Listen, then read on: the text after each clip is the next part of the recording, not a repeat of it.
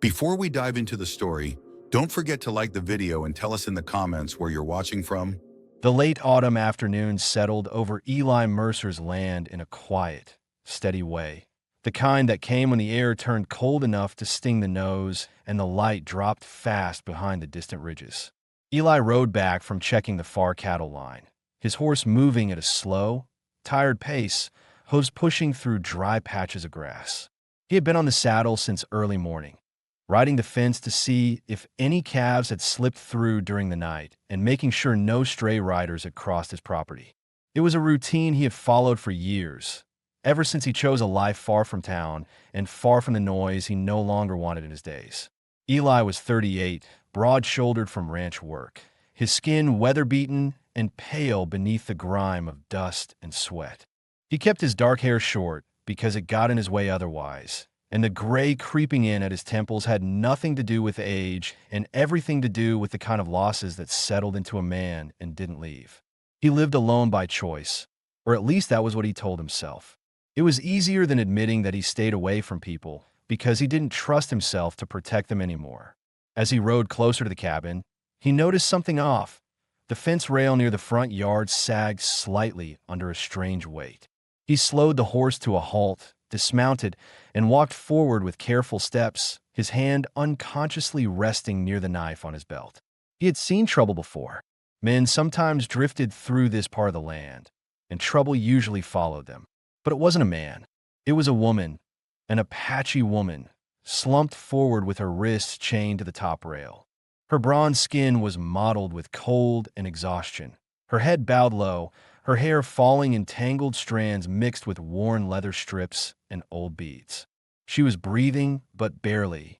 Her fingers twitched as though they had been fighting the restraints for hours until she could no longer do it. Eli stopped a few paces away. His first instinct was caution. He didn't know who put her there or why. He didn't know if someone was hiding nearby, waiting to see who would approach. His eyes swept the yard, the ridge, the brush line. Nothing moved. No tracks fresh enough to worry him. Only wind pushing dust across the ground. Then something else hit him, quiet and sharp. She wasn't posing as bait. She wasn't pretending. She was suffering. Her wrists were rubbed raw, darkened from dried blood, the skin broken in several places. Her breathing was shallow, the kind he had seen in injured animals that had given up fighting. She lifted her head slightly when she heard his boots in the dirt. Her eyes were red from wind and fear. The moment she saw him, her whole body tensed, expecting the worst. Eli felt a heavy pull in his chest, the kind that came when memory mixed with guilt, faces he had failed in the past, moments he wished he could change. He forced himself to breathe steady. Fear wouldn't help her. Hesitation wouldn't help her. And leaving her was something he knew he couldn't do, not with those injuries, not chained out in the open like something meant to break. He knelt in front of her slowly, keeping his hands where she could see them, letting her watch every move he made. "It's just me," he said quietly, his voice rough from disuse. "I'm not here to hurt you." She pulled back anyway, her shoulders scraping the rail. Her voice came out broken and small, shaped by hours of cold and fear. You can do whatever you want," she whispered. "Just don't let me die out here." Her words landed hard. Eli's jaw tightened. That kind of fear didn't come from nothing. It came from people who treated her like an object, not a human being. He didn't answer right away. He shifted his focus to the lock instead, studying the rusted metal and the way the chain twisted around the rail. She flinched when his hand got close, and he paused, not because he doubted the choice, but because he didn't want her thinking she was at his mercy. "You'll be free in a moment," he said quietly. He pulled a thin metal pick from his coat pocket, something he kept for fence repairs and broken latches. His fingers were steady, even though his thoughts weren't. Whoever had chained her here had left in a hurry. The lock hadn't been closed properly. It clicked open after only a few seconds. The chain dropped from the fence with a heavy thud. She collapsed forward, her arms folding weakly toward her chest, as though she didn't trust that the weight was gone. Eli stepped back fast, giving her space so she wouldn't think he was about to grab her. He could hear his heart in his ears, not from fear of her, but from anger at whoever had done this. He went to the cabin door, opened it, and returned with a blanket and a tin cup of water. He didn't press them into her hands. He set them on the ground in front of her and took 2 steps back. She watched him closely, trying to understand why he wasn't touching her. After a long moment, she reached out with trembling fingers and pulled the blanket to her chest. She drank the water in slow, shaking sips. Her breathing changed just slightly. Not relief, not safety, but something like the first breath after drowning. Eli waited until she lifted her eyes again. "You can come inside if you want," he said, "just for warmth." She hesitated, studying him with guarded suspicion. Her entire body told him that trusting anyone had gone wrong for her before. But the cold and exhaustion pushed harder than fear. She rose unsteadily, leaning on the fence once before walking toward the cabin with short, careful steps. Inside, the lamplight cast a soft glow over the wooden walls. Eli moved aside so she could enter without feeling cornered. She stopped near the door, unsure if she was allowed to go farther. Eli pointed toward the chair near the table. "Sit if you can."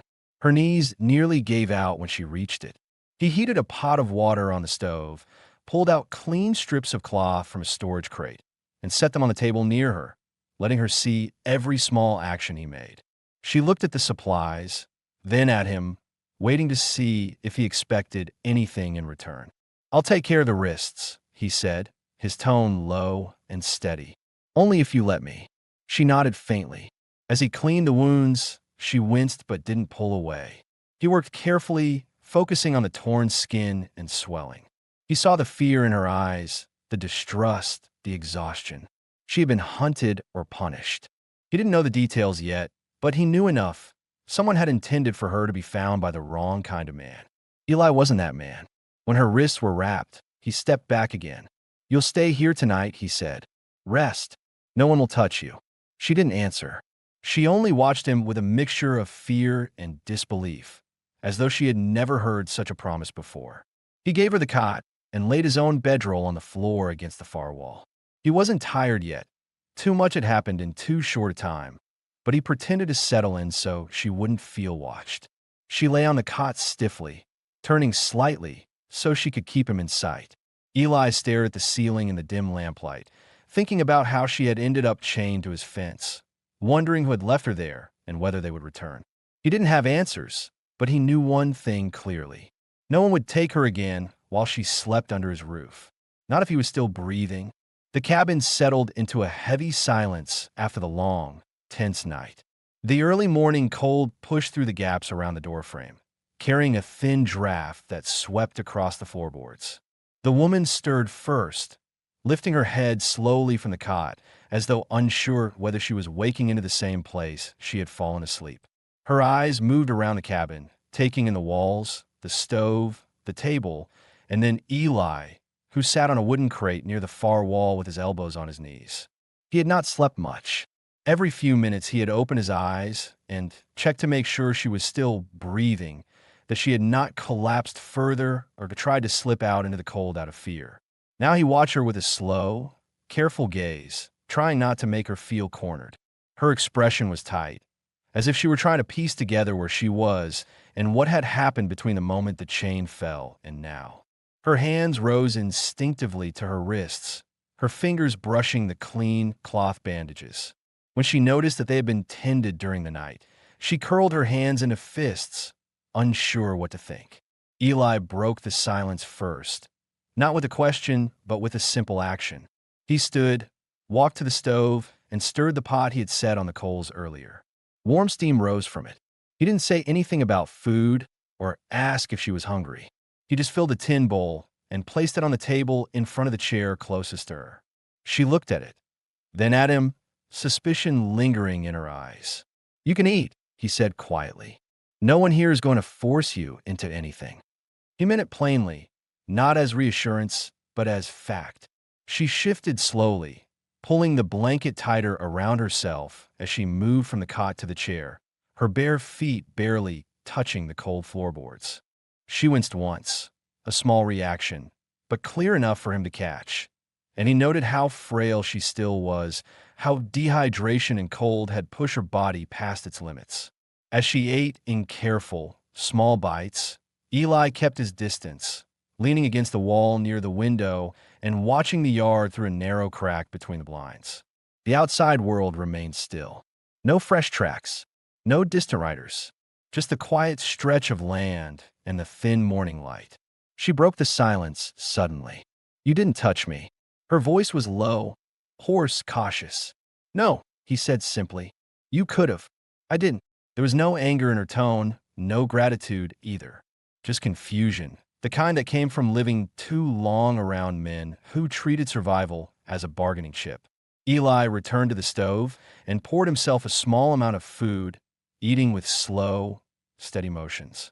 She watched him the entire time, not with fear now, but with a kind of wary calculation, as if trying to determine whether he was too good to trust or too dangerous to ignore. When she finally set the empty bowl on the table, she drew her knees up and wrapped the blanket tighter, her shoulders rising and falling with an uneasy breath.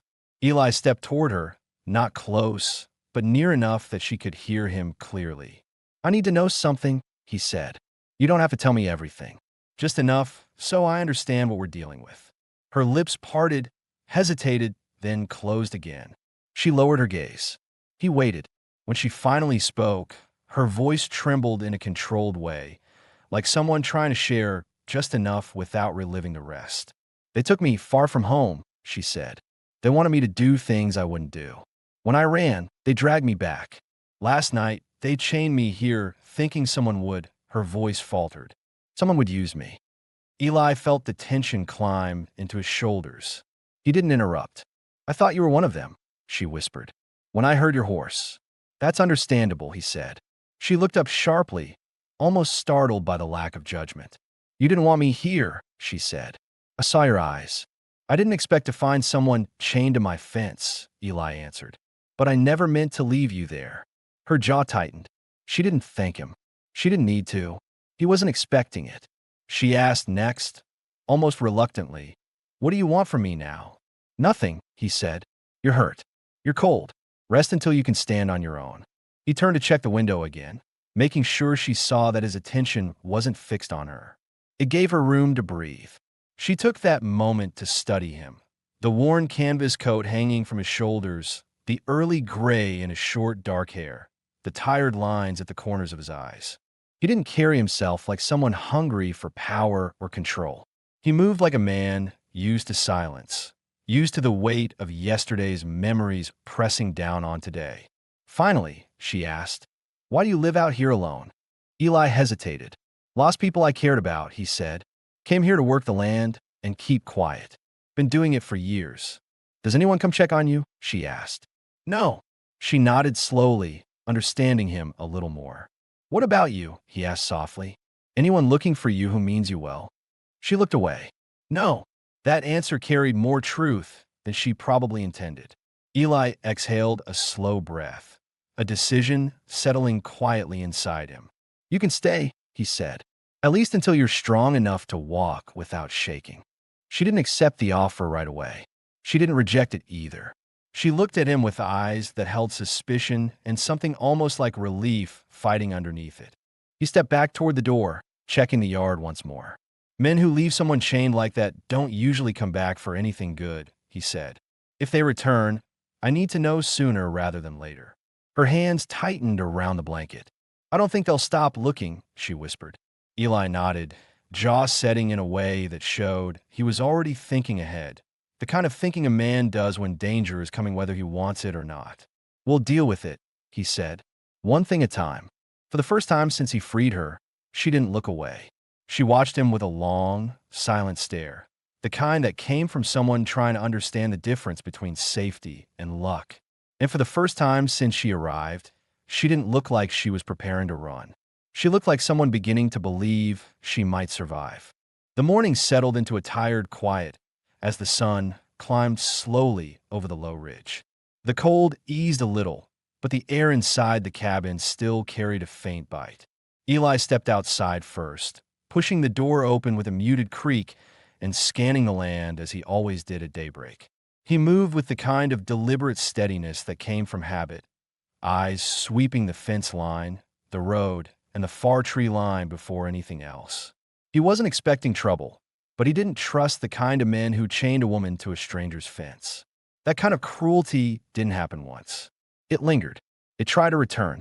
Inside, the woman pulled the blanket around her shoulders and watched him through the open doorway. She hadn't slept well. Every time she closed her eyes, she saw the chain again, the dust at her knees, the cold biting her fingers.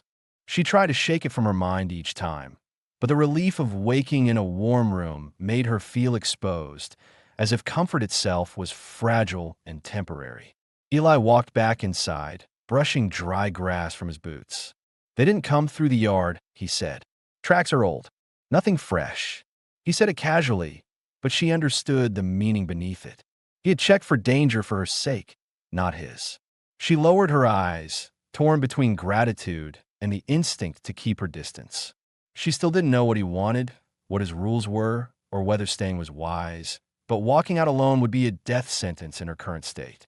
Her legs were weak, her ribs tender from days of running, and the cold air outside had made her shiver until her teeth hurt. Eli poured water from the kettle into a tin cup and set it on the table closest to her. It's warm, he said. Helps the shaking. She hesitated only a moment before taking it. Her fingers cramped around the cup from how tightly she held it, trying to bring heat back in her hands. Eli moved to the corner where he kept his tools, checking them one by one. He hung the hammer on its hook, placed the saw against the wall, coiled the rope neatly. She watched him with quiet focus, noticing how he positioned everything with purpose. It wasn't for show. It was how he lived, order in a place where the world outside remained unpredictable. Her voice came softly. You do all this every morning? Most mornings, he said without looking up. Gives me a sense of what's changed. And today, she asked. Nothing's changed yet, he answered. Her breathing eased slightly, though her shoulders stayed tense. He finally sat at the table, eating a small portion of beans he had warmed. She ate too, though her bites were careful and slow. Every sound, the spoon clicking the bowl, the shift of the chair, made her flinch a little before she caught herself. Eli noticed. He didn't comment. After a few minutes, she spoke again. The men who took me, they don't give up easily. He stopped eating, but kept his eyes on the table. You think they know this place? I don't know, she said, but they saw the direction I ran. They know the land better than I thought. Eli tapped his thumb once against the wooden table, a habit of thinking he didn't realize he had. If they're coming, they'll leave signs, he said. I'll see them before they get close. Her gaze drifted to the window. You're not afraid of them? Everyone's afraid of something, Eli said quietly. But fear doesn't fix anything. She studied his face, trying to understand how he could speak so plainly. He had the look of someone who had been forced to make hard decisions for too many years, someone who carried the past like a weight he couldn't set down. He must have sensed her watching because he added, I don't look for trouble, but I don't run from it either. You're here now. That means I'm responsible for whoever comes. Her breath caught, not from fear, but from how unexpectedly firm the words sounded. She wasn't used to anyone claiming responsibility for her safety. Later, she tried to stand fully for the first time since waking, and her legs wobbled. She caught the edge of the table to steady herself. Eli was across the room in 2 steps, but he stopped short of touching her, letting her have control. You all right? Just tired, she said, forcing air into her lungs. It's better than yesterday. You can sit, he said, motioning toward the chair. No reason to push it yet. She shook her head. I should help. I can't just sit while you do everything. Eli paused. You don't owe me work. Maybe not, she said, eyes dropping to the floor. But working makes me feel less like a burden. He understood that more than she realized. Then do what you can, he said. Nothing more. She gathered the bedding from the cot, folded it neatly, and straightened the blanket. She moved slowly, not from hesitation, but from weakness. Eli returned to the doorway to check the weather again, giving her space to work privately. While she swept the floor using a small straw broom, Eli spoke without turning around. That chain wasn't meant to kill you, he said. It was meant to break you. Her hand stopped mid-sweep. I know, she whispered. Whoever put you there, they wanted someone to find you in a certain state. She swallowed hard. And you weren't supposed to be someone who let me go. No, Eli agreed. They weren't counting on that. The realization unsettled her more than she wanted to show. Someone out there planned for her to fall into the wrong hands. Someone knew she would try to escape and chose the place carefully. "What if they come back?" she asked, her voice cracking slightly despite the effort to keep it steady. Eli finally turned to face her. "Then they'll find me instead," he said. He didn't raise his voice. He didn't promise heroic things. He said it the same way he said everything, plain, steady, grounded. But something in his tone settled deeper in her than she expected. She leaned the broom against the wall, breathing slow and shaky. Eli stepped aside from the doorway. "You're safe here," he said. "I'm not letting anything happen to you." The words were simple, but they carried weight, something sturdy, something she could stand on for the first time in days. For the rest of the morning, they shared the cabin quietly. She worked in small ways, organizing the few items she knew how to handle, while he checked the barn and mended the latch on the gate. Each time he returned inside, she looked a little less tense, her eyes no longer tracking every move he made. By midday, the silence between them didn't feel heavy or dangerous. It felt like two people learning how to breathe in the same room without fear. The fourth morning settled in colder than the one before. A thin layer of frost clung to the window's bottom edge, and the breath of both people inside the cabin fogged faintly in the quiet air. The stove's fire had burned low during the night, leaving the room chilled, and Eli moved first, adding wood with slow, practiced motions. Each log thudded softly, sending small sparks rising. The woman stirred on the cot, blinking against the dim light. Her face looked less strained than the first day, but the exhaustion still showed in the way her shoulders rose and fell. She pulled the blanket tighter, watching Eli as he coaxed the fire back to life. There was no fear in her eyes this morning, only caution and the weight of memories she hadn't spoken aloud. Eli didn't greet her. He wasn't the kind of man who filled silence just because someone else was awake. Instead, he nodded once, a quiet acknowledgement that didn't intrude. She nodded back. He poured hot water into a cup and set it at the edge of the table. "It'll warm your hands," he said. She got up slowly, her legs steadier today, but still weak. When she approached the table, her fingers brushed the cup, and she held it close to her chest while steam gathered near her chin. Her wrists, wrapped neatly in cloth, looked less inflamed but still tender. After a few minutes, she finally asked, "Did you see anything outside?" Eli pulled on his boots. "No new tracks. The ridge is clear. Nobody's been near the fence." She let out a breath she had been holding. "So they haven't come back?" "Not yet," he said. "If they do, we'll know early." Her expression tightened again. The thought of them returning wasn't just fear, it was the memory of being dragged, tied down, and punished for disobedience. She sat down slowly, staring at the tabletop as though trying to steady her thoughts. Eli moved to check the tools hanging by the door. He lifted each one, making sure the handles weren't cracked, that nothing had been misplaced. She watched the care he put into such small tasks, noticing how each motion seemed to help him think clearly. "They don't like failures," she said suddenly, her voice low. "The men who took me. If they come back, they'll be angry." Eli looked over his shoulder. "That's not your fault. They won't see it that way. They will if I find them first," he said, almost under his breath. Her eyes flicked up. For a moment she studied him, trying to decide whether he was speaking from confidence or desperation. But Eli didn't speak like a man who bragged. He spoke like a man who had endured enough violence to understand what it meant, and wasn't afraid of facing it again.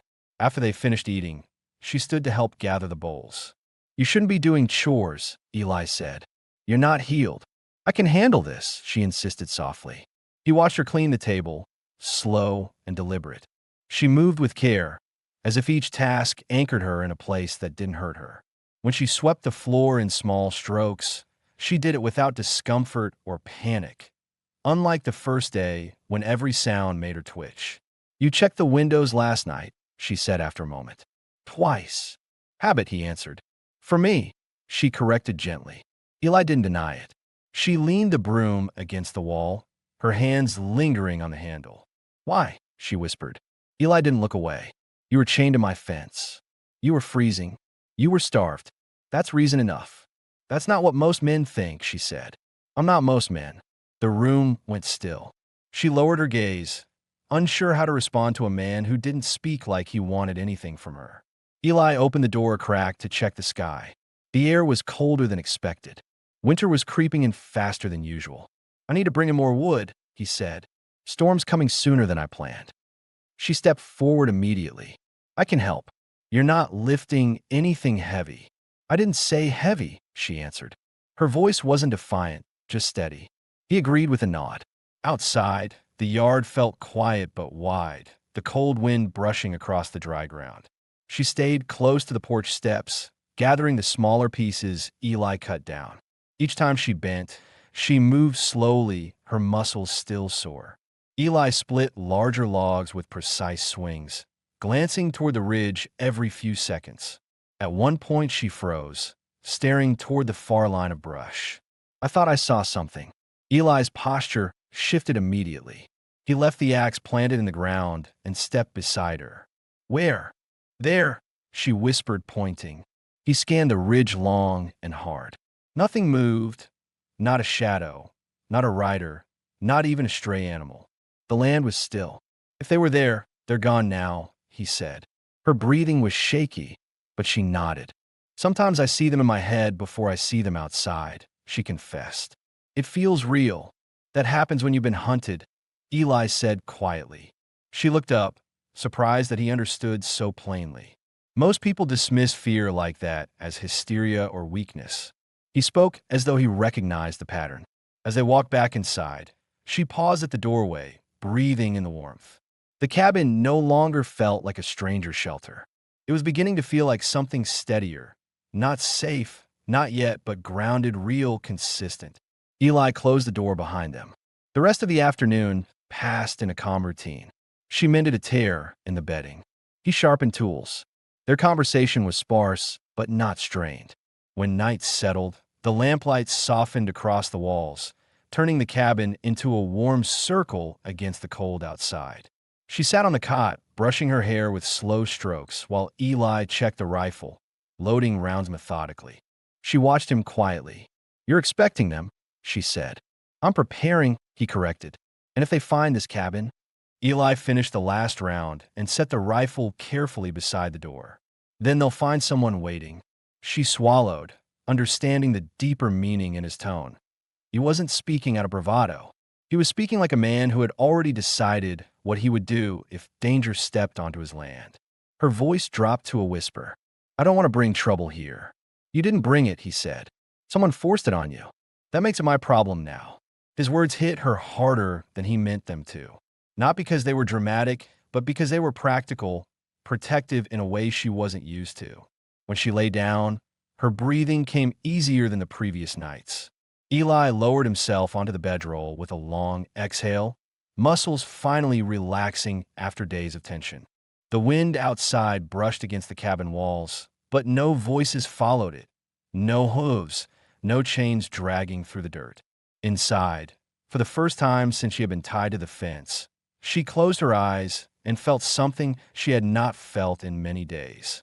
A small but solid sense of safety. Dawn crept in slowly, spreading a pale gray light across the cabin floorboards.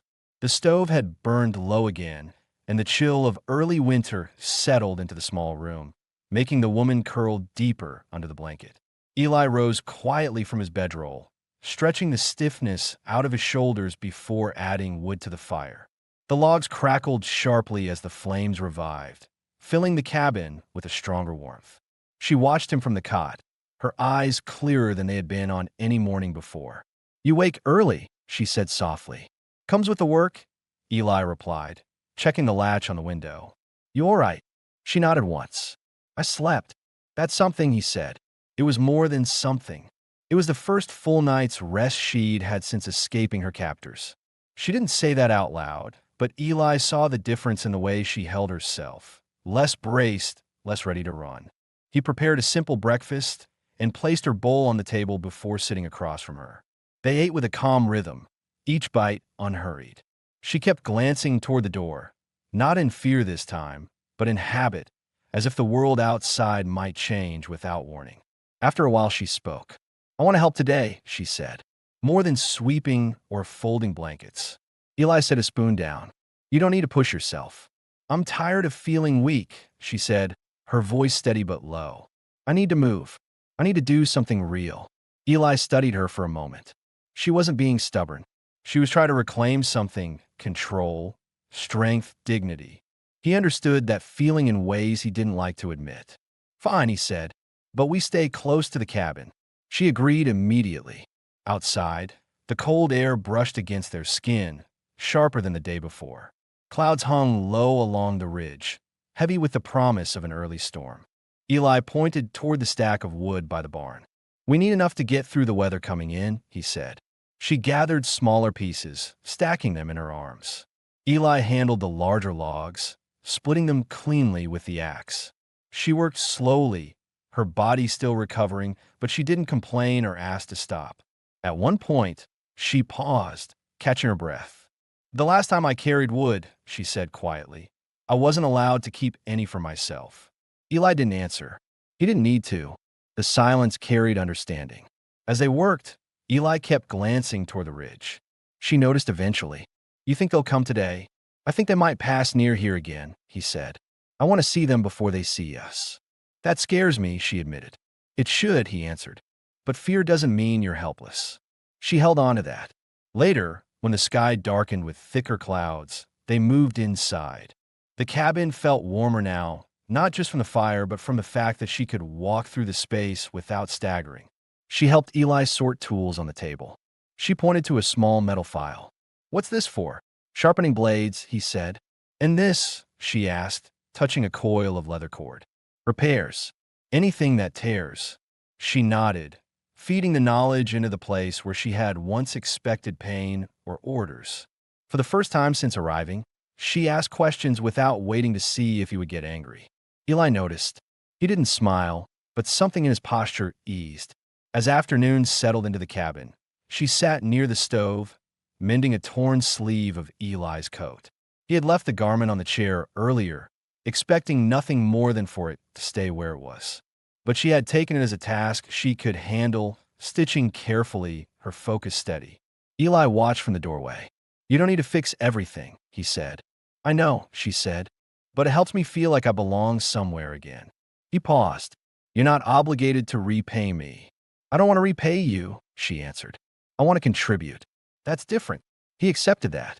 As evening approached, a wind picked up outside, rattling the shutters. The cabin creaked under the pressure. Eli set another log on the stove, and she glanced at him again. A quiet look, not frightened, just aware. "You check the windows often," she said. "Old habit," he replied. "For danger?" "For anything," he said. "When you live alone, you learn to notice small changes." She studied him for a long moment. "You said you lost people," she whispered. "Was it here?" "No," he answered. "Long before I came to this land." She didn't ask for details. She sensed they weren't ready to be spoken. Instead, she shifted in her seat, warming her hands near the stove. "Do you ever regret leaving the world behind?" she asked. "Some days," Eli said. "But silence is easier than what I left." She nodded slowly.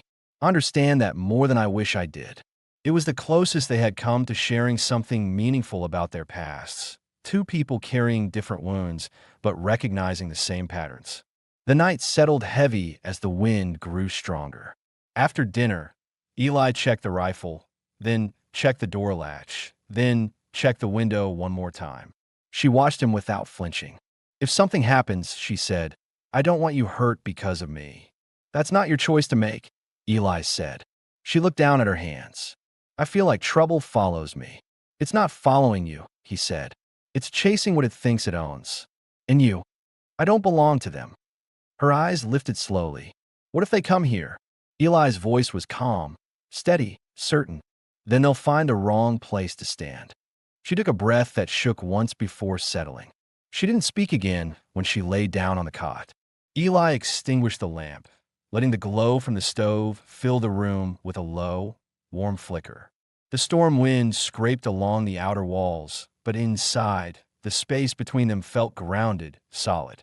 For the first time since the chain around her wrist had been removed, she didn't brace for screams, blows, or commands when the night deepened. She only listened to the quiet and let herself believe that this cabin, for now, was a place where she could breathe. By early morning, the wind had died down, leaving the land in a heavy, expectant stillness. The sky outside the window hung low and pale, carrying the first hints of an approaching winter storm. Inside the cabin, a stronger fire glowed in the stove.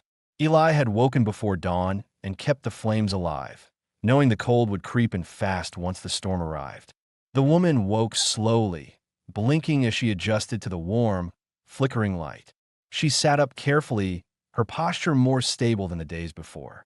Eli sat at the small table with a cup of coffee cupped in both hands, staring at the floor with a deep-set focus. He looked tired, not from lack of sleep, but from thinking. He always looked that way in the quiet hours, like his mind had gone places he didn't enjoy visiting. She drew the blanket around her shoulders. "You're awake early," she said. "I needed to check the sky," he answered. "The storm's coming in faster than I expected." Her gaze drifted to the window where a faint sheet of frost was beginning to form. "What does that mean for us?" "It means we stay close. No long work outside. No wandering," he said, his tone calm but final. "I wouldn't wander," she said. Eli glanced at her. "I know, but the land will be dangerous if the storm hits hard." There was something new in the way he spoke, a subtle shift from the first days. He wasn't only giving instructions. He was sharing responsibility. He spoke to her like someone who mattered in the routine of this cabin, someone who needed to know the plan. She rose from the cot and moved toward the stove to warm her hands. The heat relaxed the tension in her fingers. For the first time in days, she felt almost grounded. Eli stood and filled a pot with water. "Breakfast won't take long," he said. She hesitated, then reached for the tin cups and set them on the table without being asked. It was a small gesture, but Eli noticed. He didn't comment, but something in his expression softened. While they ate, she watched him from across the table. He was quiet in a way that didn't feel distant. His movements were steady, purposeful. She realized she had come to read his silence more clearly. When he was cautious, his shoulders stiffened. When he was thinking, his jaw tightened. This morning, he carried a different tension, something like anticipation. "You're expecting something," she said. Eli's spoon paused midair. "I'm expecting someone might test the land today." Her stomach tightened. "Them." "It's possible," he said. "Storms make people move. Sometimes men try to settle their business before bad weather locks them in place." She lowered her eyes slowly. "I don't want to bring danger to you." "You didn't bring danger," he said. "They did, but I'm the reason they come, and I'm the reason they won't get far." She studied his face, trying to see if he was being reckless or if he truly understood the threat. Eli wasn't a man who spoke without thinking things through. He didn't take risks lightly. What he said, he meant. Later, she stood near the door, watching him sort through a small wooden box filled with tools, bullets, and spare parts. He placed a new strip of leather in the box, then paused when he noticed her watching. "What are you looking for?" she asked. "Things I might need if someone crosses the yard," he said. "But you said the tracks were old." "They were," he replied. "But that doesn't mean they won't return." She stepped closer, her fingers brushing the bandages on her wrists. "What will you do if you see them?" "Depends on how close they get." "That sounds dangerous." "It is," he said plainly. "But I won't sit inside waiting." She looked down, conflicted. She wanted to believe she was safe here, but danger felt like a shadow that had followed her across miles of dirt and cold nights. She wondered if she should leave before trouble arrived, but her body wasn't ready for the land, and her instinct screamed that leaving would be worse. Eli saw the worry settle on her face. "You're not alone out here," he said. "You don't have to run anymore." She swallowed hard. "I don't know what to do if I'm not running." "Then you'll learn," he said quietly. When the wind picked up again, Eli stepped outside to bring in another armful of wood. She followed him to the doorway, but didn't step out. Instead, she watched him move through the cold morning air, his breath visible, his coat flapping against the wind. He seemed rooted to this land in a way she had never known, steady, grounded, unshaken by weather or fear. She didn't understand why he cared, why he stayed close, why he didn't treat her like a burden or a threat.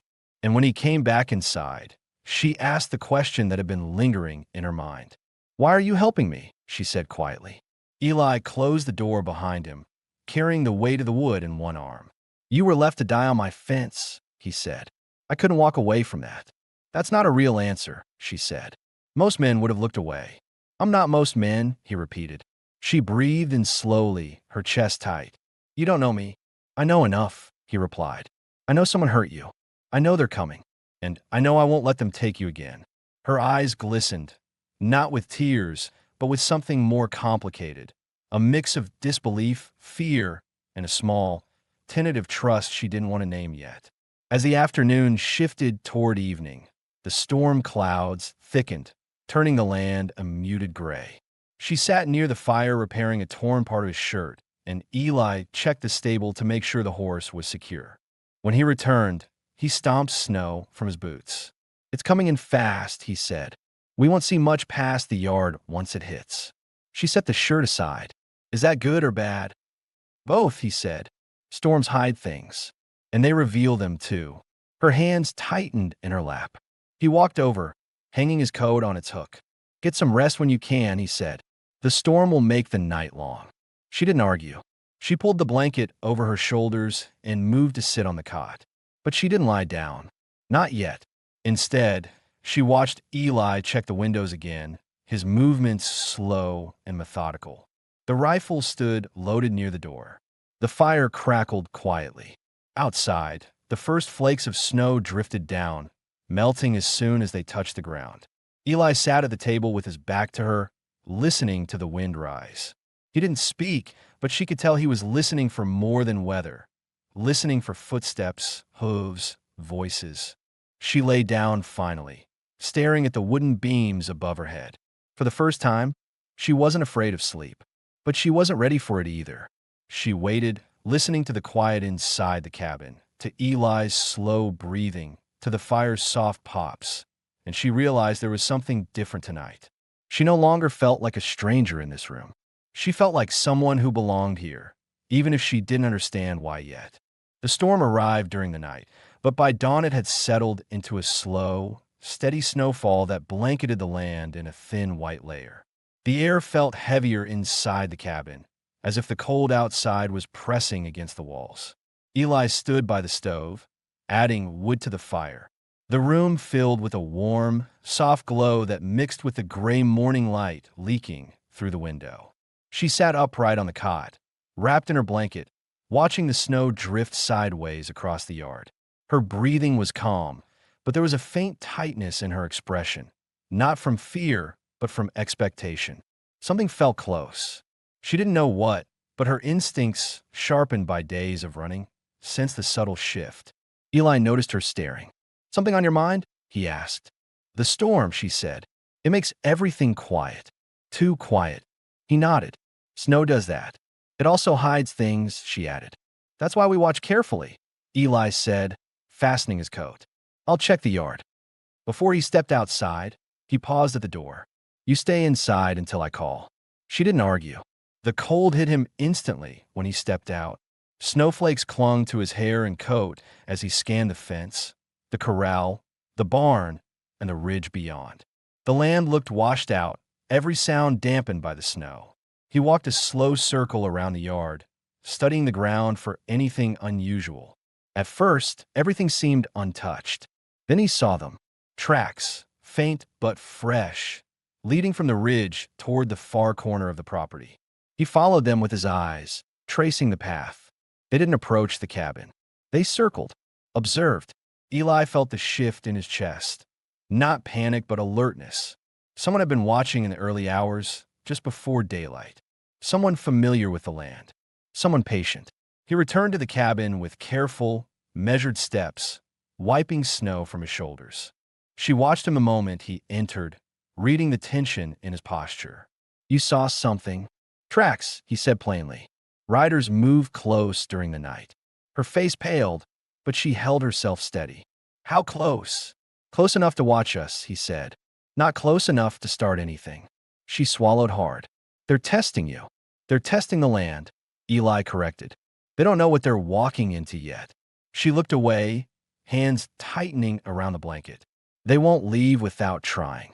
I know, he said, but they'll make mistakes. She met his eyes again. What should I do? Stay inside, stay warm, and stay alert, he said. If they're scouting, they might come near the cabin next. Her breathing quickened, not from fear of Eli, but from the reality pressing closer. She whispered, "They're going to take it out on you." Eli shook his head. They won't get the chance. The day moved slowly. Snow thickened outside, and Eli kept the fire strong. The cabin walls creaked occasionally from the cold wind, but inside the atmosphere stayed warm and steady. She helped him prepare the cabin, not frantically, but with clear purpose. She closed shutters, stacked firewood near the door, folded extra blankets, moved quietly but with intent. At one point, she paused beside the table. "You don't have to do this," she said. "You don't owe me anything." Eli set down the hammer he was repairing and looked at her carefully. "It doesn't matter what I owe," he said. "You were left here to die on my land. That makes this my responsibility." Her voice dropped. "They don't care if you get hurt. They won't hesitate." "I won't either," he replied. She studied him, searching for fear or uncertainty, but found neither. The steadiness in his voice wasn't bravado. It was conviction. "You're not afraid of dying?" she asked quietly. "I'm afraid of losing again," he said. "That's not the same thing." She didn't ask what he meant by again. She didn't need to. She already sensed the shape of the pain he carried, even without the details. By midday, the snow fell heavier. They stayed close to the windows, listening for anything unusual. The silence became its own kind of pressure. Even the crackle of the stove sounded louder in the stillness. Finally, she spoke, breaking a long stretch of quiet. "There's something I should tell you." Eli turned. "Go ahead." "When I escaped, one of the men said something before they caught me again. He said you'd pay for interfering." She paused. "They know your name." Eli's jaw tightened. "Ow, I don't know," she whispered. "But they said it." He took a slow breath, absorbing the information without allowing emotion to rise. "That means they've seen me before," he said. "Or they heard about this cabin." "I don't want you mixed in this," she said. "You didn't choose this," Eli replied. "They did." She hesitated, then stepped closer to him, a slow, cautious movement. "Eli," she whispered, "I don't want you hurt because of me. And I don't want you taken because they think you're alone," he answered. "So we stay put. We stay ready." Her eyes softened in a way he hadn't seen yet. Not fear, not desperation, but trust, fragile and quiet. When evening approached, the snow slowed, leaving the land coated in a thick white blanket. The storm had calmed, but left behind a heavy sky that pressed low over the ridge. Eli lit the lamp, its warm glow filling the room. She sat beside the stove, watching the shifting shadows on the wall. Her shoulders relaxed slightly, though her hands stayed folded tight in her lap. Outside, the world grew darker. Inside, the fire crackled steadily. "What happens if they come tonight?" she asked quietly. "Then I'll see them first," he said. "And if they come tomorrow, I'll be ready tomorrow too." She let out a long breath she didn't know she'd been holding. "You sound certain," she said. "I am." "Why?" Eli looked at her, a long, silent look that carried everything he hadn't said since he found her. "Because you're here," he said simply. A soft warmth rose in her chest. Not comfort, not relief, but something sturdier. She lay down later with her back turned slightly toward him, not from fear, but from the knowledge that he was close enough to keep watch. Eli sat near the window for a while longer, scanning the ridge, the fence, the yard. Only snow moved. Inside the cabin, her breathing softened. Outside, somewhere beyond the ridge, danger still waited. But tonight, there was no fear sharp enough to overwhelm the quiet certainty settling between them. For the first time since the tracks appeared, she slept with the knowledge that someone intended to stay, no matter who came down the ridge. And Eli kept the fire alive, listening to the wind, waiting for whatever would happen next. The snow stopped falling sometime before dawn, leaving the land under a thick, heavy silence. The kind that made every breath sound louder, every shifting floorboard feel noticeable. When Eli opened his eyes, the cabin was dim except for the red embers glowing in the stove. He pushed himself up from the chair where he had spent half the night watching the window. His neck ached from the angle, but he ignored it. The woman was already awake. She sat on the edge of the cot with the blanket wrapped around her shoulders, staring at the frost-covered glass. Her expression was tense, but not panicked. More like someone bracing for answers she wasn't sure she wanted. Eli stood, stretching the stiffness from his back. "You sleep any?" he asked quietly. "Some," she said. "Not much." He nodded. Neither had he. She turned toward him. "It feels different this morning," she whispered. "Like something changed out there." Eli pulled on his coat and opened the door just wide enough to look outside. A burst of cold air rushed in, carrying the scent of frozen earth. The land was bright white under the rising sun. Every footprint, man, horse, or animal, stood out sharply. He stepped out, boots sinking into the snow with a soft crunch. She stayed at the doorway, watching his every movement. The cold hit her instantly, but she didn't care. She needed to see his face when he looked at the ground. Eli crouched near the fence, brushing snow away. His shoulders stiffened. Her breath caught. "Eli." He stood and walked back slowly, his face calm but set. "They were here again," he said, "during the night." Her stomach tightened. "How close?" "They stayed near the ridge. Didn't come down the hill. They're watching from distance." She leaned her hand against the doorframe for balance. "So they're planning." "Yes," he said, "but they're cautious. They don't want to walk into something they don't understand." "And you?" she asked. "Do you understand what's coming?" His eyes met hers. "I understand enough." Inside, the heat from a stove felt stronger as Eli added more wood. The woman moved quietly, placing 2 cups on the table for breakfast. Her hands didn't tremble the way they once had. Fear still lived in her, but it no longer controlled every movement. After a few moments, she spoke. "You said they know your name." Eli didn't look away from the stove. "They said it once before," she murmured. "Before chaining me. Someone told them you'd interfere." "That bothers me," Eli said. "I don't know who they talked to. Maybe someone from town?" she suggested. "I barely go into town," he said. "And when I do, I don't linger."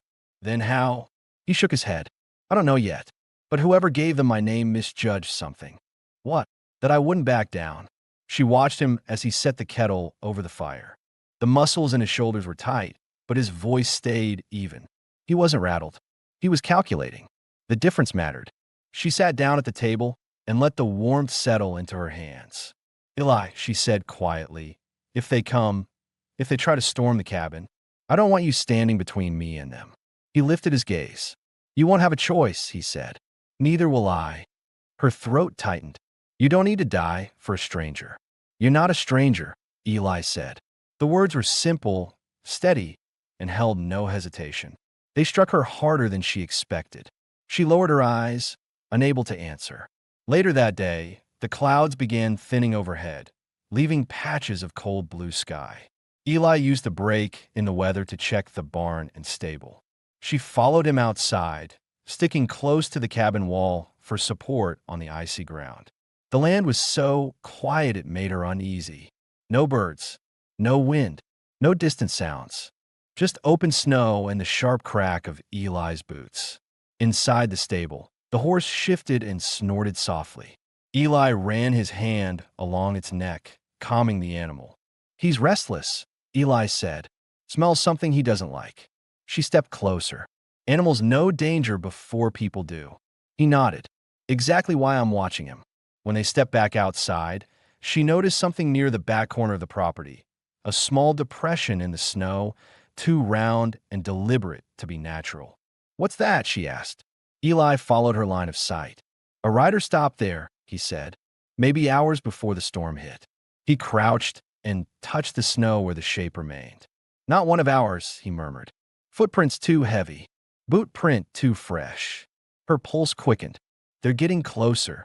They're testing boundaries," he said, "seeing how close they can come before someone notices." "And now we noticed," she said. Eli stood, brushing snow from his glove. "Yeah, now they know we're paying attention." She swallowed hard. "Does that help us or hurt us?" "Both," Eli said. "It slows them down, but it also means they'll change their approach." He looked out over the ridge with a long, steady stare. They're not going to rush and blind. They'll wait. They'll watch. And when they think we're unprepared, they'll move. She pulled the blanket tighter around herself. So what do we do? We prepare, he replied. Back inside the cabin, Eli laid out a plan with the same quiet confidence he used when repairing fences or tending cattle. He checked the rifle again, placed extra rounds where he could reach them quickly, adjusted the window shutters so he could see out, but they couldn't see in. The woman watched every step. You've done this before, she said. Something like it, he answered. You've been hunted, she said softly. Eli didn't respond. Not with words. His silence gave her the answer. She moved closer to him, her voice quiet but steady. You don't have to face all of this alone. Eli looked at her, really looked, and something in his expression softened just enough to show a sliver of what he carried. I'm not alone, he said. She felt her chest tighten at the simple truth of it. Night approached again, heavy and cold. The cabin glowed under the steady warmth of the stove. She sat on the cot with her blanket around her, but she wasn't trembling this time. She was waiting, alert, steady, ready to follow his lead. Eli stood near the window, watching the dark stretch of land, jaw set, posture calm, breath slow. She watched him for a long moment before saying softly, You won't let them take me. He didn't turn from the window. No, he said, I won't. Something shifted inside her, fear loosening, replaced by something steadier, something she hadn't felt in months. Not safety, not yet, but trust. Eli stayed at the window until the moon rose over the ridge, pale against the dark sky. She watched him until her eyes grew heavy. For the first time since being chained to his fence, she didn't fall asleep from exhaustion. She fell asleep knowing he was awake, and that he intended to stay that way until danger passed. The last morning arrived cold and sharply clear, the kind of winter day where the air felt still enough to hear your own breath. A thin layer of new snow covered the yard, unbroken and untouched, the surface bright under the early sunlight. Inside the cabin, the stove hummed with steady warmth, and for the first time in many days, the atmosphere didn't feel heavy with fear. It felt watchful, but calm, as if whatever danger had lingered near the ridge had finally lost its momentum during the long, silent night. Eli rose from his chair near the window, rubbing the stiffness from his neck. He had slept, though lightly. The woman stirred on the cot, blinking up at the low ceiling, her face soft in the firelight. Anything? She asked quietly. No movement, Eli said. Not since yesterday. She sat up, pulling the blanket around her shoulders. You think they left? I think they realize this land isn't an easy place to sneak through, he replied, and that you're not alone anymore. She breathed out slowly, her shoulders easing in a way he hadn't seen since the moment he found her chained to the fence. Eli stepped outside to check the ground. She moved to the doorway, watching him with steady eyes instead of the frantic alertness she once carried. He crouched near the edge of the yard, brushing snow aside. Nothing. No tracks. No signs of returned riders. No shadows lingering along the ridge. If they had planned to attack, they would have done so under the storm's cover. But the storm had passed, and so had the threat. He stood and looked toward the empty horizon for a long moment before returning to the porch. When he stepped inside, she could see the answer on his face before he even spoke. They're gone, he said. Her breath caught, a sharp release of relief she'd been holding for too long. Her hands trembled, not from fear but from pressure draining out of her at last. You're sure? As sure as a man can be, Eli said. They were watching for weakness. They didn't find any. She lowered herself to the chair near the table, her body folding gently as the tension left her. It wasn't a collapse. It was a settling, the moment her muscles finally understood she didn't have to brace for another chase. Later that morning, while Eli brought him more firewood, she took the broom from the wall and swept the floor with quiet, even strokes. Not because she needed to repay him, not because she felt obligated, but because she wanted to. This space had become something different to her, something she felt connected to. When Eli came back in, snow melting from his coat, he paused at the sight of her working so calmly. You don't have to clean, he said gently. She leaned the broom against the wall. I know, she replied. but it feels good to do something normal. He studied her for a moment. The lines of fear that had tightened her features for days were softening. Her posture was relaxed. Her hands rested without shaking. You look like someone who can finally breathe, Eli said. I am, she whispered. Because of you. Eli looked down, not used to being thanked, not sure how to respond. I didn't do anything special, he said. You did everything, she answered simply. They shared lunch by the stove, and when they finished eating, she sat quietly for a long moment before speaking again. Eli, what happens now? He set his cup down slowly. Now you rest. Build your strength. Decide what you want. And you? She asked. I stay here, he said. This is my life, my work, my place. He paused. But the question is whether you want to stay too. She blinked, surprised by the straightforwardness of the invitation. You're offering me a home? I'm offering you time, Eli said. A safe place. A chance to stop running. Her throat tightened. That's more than anyone has offered me in a long time. He nodded softly. You don't have to answer today. Or tomorrow. But you're welcome as long as you want to be here. She rose from the chair with slow, careful steps and walked to the window. Outside, the snow-covered land shimmered under the afternoon light. For the first time, she didn't see danger in every shadow. She saw open land, quiet air, a place that didn't feel like a trap. When she turned back toward Eli, her decision was already forming. Not rushed, not desperate, but genuine. I want to stay, she said. Not because I'm afraid to leave. Because I feel safe here.